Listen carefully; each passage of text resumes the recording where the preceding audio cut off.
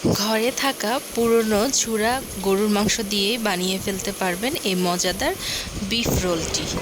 আসসালামু আলাইকুম সবাইকে। সবাই কেমন আছেন? আশা করছি খুব ভালো আছেন। তো চলুন কথা না বাড়িয়ে মূল রান্নায় ফেরত যাওয়া যাক। এখানে প্রথমেই আমি রান্না করা গরুর মাংস ছিল, যেটা হচ্ছে একেবারে শেষের দিকে ছিল, খাওয়া হচ্ছিল না, সেই মাংসটাকে আমি হাত দিয়ে ছাড়িয়ে নিয়েছি।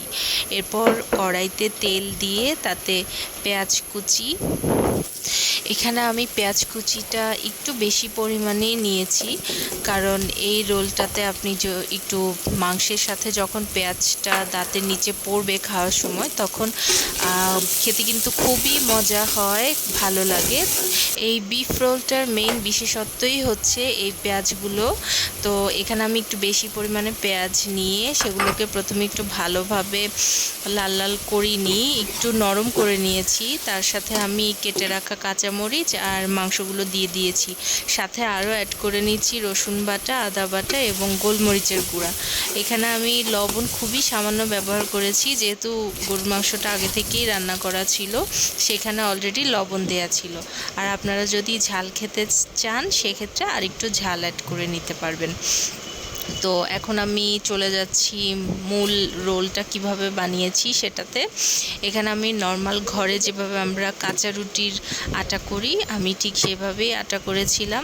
আটা করে সেটাকে ছোট ছোট ভাগে ভাগ করে নিয়ে তারপরে হচ্ছে সেটাকে রুটির মতো বেলে নিয়েছিলাম। দেখতেই পাচ্ছেন রুটির সাইজটা এখানে কতটুকু হবে।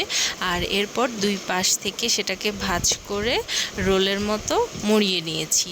আর এখানে আরেকটু আপনারা অ্যাড করতে পারেন, সেটা হচ্ছে যখন ফাইনালি রোলটাকে আপনারা ভাঁজ করে ফেলবেন, সেই মুহূর্তে একটু পানি দিয়ে দিলে আপনাদের রোলটা কিন্তু ভাজার সময় একেবারেই খুলে যাবে না। তো দেখতেই পাচ্ছেন এখানে আমি আরেকটু দেখিয়ে দিচ্ছি কিভাবে আমি ভাঁজ করেছি। তো এইভাবে যদি আপনারা পানি দিয়ে আটাটাকে মুখটা বন্ধ করে দেন রোলের, সেক্ষেত্রে একেবারেই সুবিধা হবে ভাজতে গেলে, এবং আপনারা অনেক দিন এটাকে ফ্রিজেও সংরক্ষণ করতে পারবেন। তো ফাইনালি আমি এটাকে ফ্রিজে রেখে দিয়েছিলাম, সন্ধ্যার সময় ভেজে নিয়েছিলাম।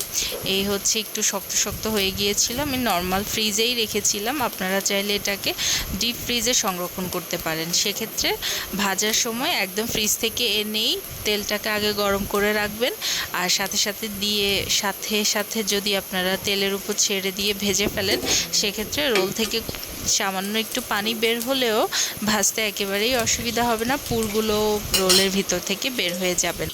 তো দেখতেই পাচ্ছেন এখানে আমি একসাথে 5টা রোল দিয়েছি, কিন্তু আমার একটুও তেলের মধ্যে ছড়ায়নি। আর এই হলো আমার রোলের ফাইনাল লুক। আপনারা দেখতেই পাচ্ছেন, খেতেও খুব মজা হয়েছিল। আপনারা চাইলে এটা বাসায় ট্রাই করতে পারেন, আর অবশ্যই আমার সাথে শেয়ার করবেন। আশা করছি ভিডিওটি খুব ভালো লেগেছে। যদি ভালো লেগে থাকে অবশ্যই লাইক, কমেন্ট, শেয়ার দিয়ে পাশে থাকবেন। আল্লাহ হাফেজ।